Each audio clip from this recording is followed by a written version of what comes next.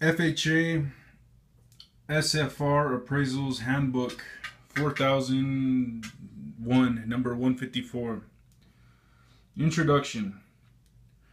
From its inception in 1934 until the mid-80s, the Federal Housing Administration, the mortgage insuring arm of the Department of Housing and Urban Development, used only appraisers who were specifically selected to serve on a local panel of fee appraisers.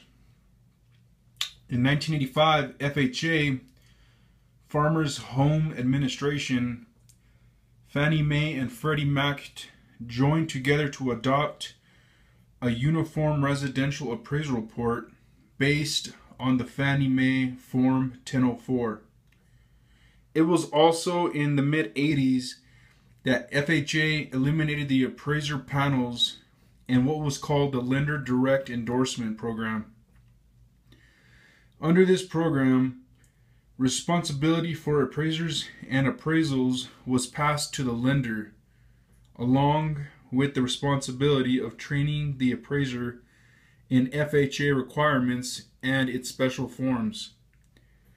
There was also the responsibility of keeping the appraiser up to date in changes or amendments to FHA requirements. By the late 1990s, it was clear that this system needed amending, among other problems. It was determined that appraisers were not meeting the FHA requirements. This was especially true for property inspections and report content. Because of changes in demographics, the majority of borrowers with high credit scores were financing via conventional sources, while FHA experienced 80% of its insured mortgagors were first-time home buyers. As a consequence, FHA experienced many problems that were not common to Fannie and Freddie. 1. Lower valued homes as compared to conventional loans. 2.